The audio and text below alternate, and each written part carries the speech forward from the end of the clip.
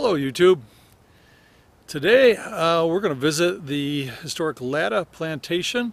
It was originally 1,300 acres, and the historic part that here is 52 acres that are left. The rest of it is now a nature preserve. So there is a, when you come in, there's a actual nature preserve place. There's trails, equestrian trails. There's also a raptor rehabilitation facility, and this is in Huntersville, North Carolina, and it cost me $8, I think, with a senior discount. So it's not a bad price. I'm not allowed to film inside of the house, but I will see if I can tell you a little bit about it. But we do have other structures, a pretty cool barn, many outbuildings. So let's go take a look. Now, I was told if you're a fan of the TV show Sleepy Hollow, some of it was filmed here. I think the Headless Horseman killed the sheriff here. That door figured into the heroine banging on the door, and that was in season 1, which is probably the only season I saw. So just a little tidbit. So this is a federal style, in that big boxy, got an entrance on either side, and fireplaces on either end. Chimneys are original and in pretty good shape.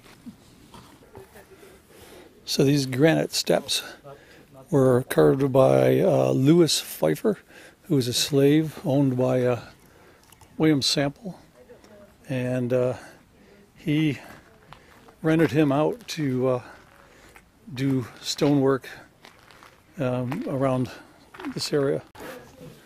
So this is the cookhouse, and it is separated from the back of the actual house, much like anything else of the era. The cookhouses did tend to burn down. You didn't want to take the whole house with it. This is not the original, and not where it was originally sited. It was much farther back from where it is right now. Sort of a different style of barn, whether or not they had a tall, thin barn and added wings on, or it was planned that way rather than have your typical, big gambol's roof. Obviously, hay mow or hay loft with the lift, that bar up there.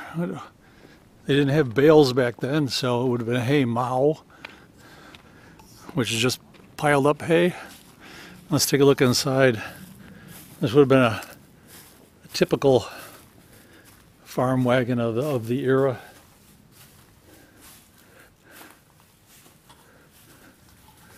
And they've got all kinds of different equipment from back then, and not sure I'd want to have the blacksmith working inside the barn, but I'm sure they do a demonstration, they move it outside. And there's a hand cart.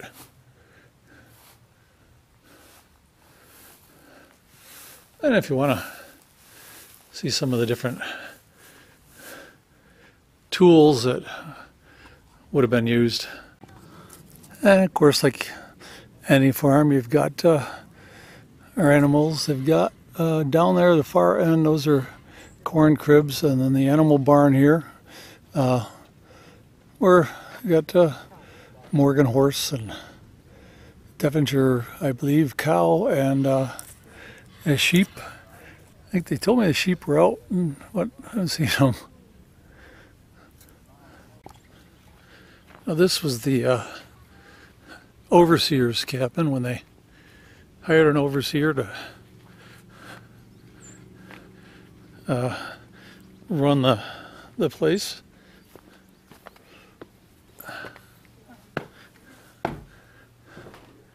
Yeah, basically loft upstairs, a couple of beds down here, and a fireplace. I could do a little cooking. And I think at the time, at one point they had 33 slaves here.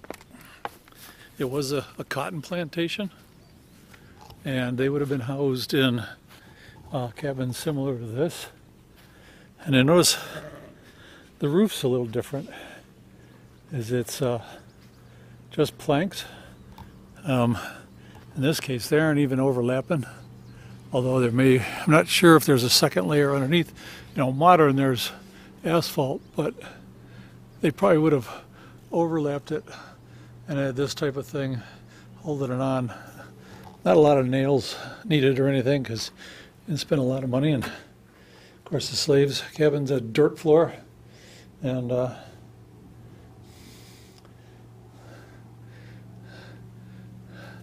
sort of like the basket made out of bark. They archaeologically found that there was a building there, but they don't know what it was used for. So they reconstructed a building similar, using the smokehouse as an example.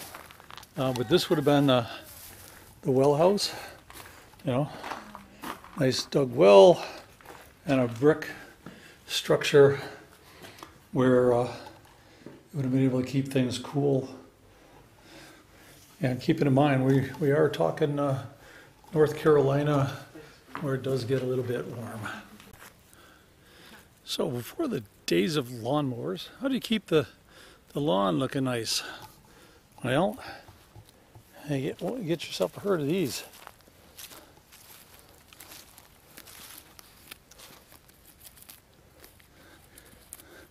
You see how long the hair is. These are Cotswold sheep. They're known for having really long hair, which was a lot easier to spin into yarn, thread, and and this right here, this cast iron pot, something similar like that would have been used when they're slaughtering the hogs, to scald them and to scrape the hair off, which you may or may not want to know. And of course, got your pigs. Hey guys, that's why they need a smokehouse. Be able to cure in the fall. They would slaughter the hogs and cure them, salt them, and smoke them. Now, they didn't necessarily have them in pens like this all year. They'd let them run loose and then go round them up. There was a lot of court cases where people accusing other people of rounding up their hogs and the wrong hogs. If I remember my reading, they did a lot of ear notching to be able to recognize who's whose. Of course, catching them would be something else, but then they bring them in the fall, fatten them up before they slaughtered them. So that's why they'd have the pens. Well, that's going to conclude my visit here to the Latta Plantation. If you're ever in the Charlotte, North Carolina vicinity, come on over to Huntersville and check this place out. The inside was very interesting. It's basically 4 rooms, 2 up, 2 down. And they have a lot of period pieces, some that are original to the house, and a pretty interesting tour looking at what a relatively small cotton plantation would have been like back then. All right, I'm going to get back on the road and see you later. Let's see where it takes us. If you'd like to support me in my endeavor to find places like this, and I do have Patreon now, and even if it's $1 a month or anything you'd like to help pay the admission and the fuel to get to all these places, I would much appreciate it. So I'll put a link down below. Thank you.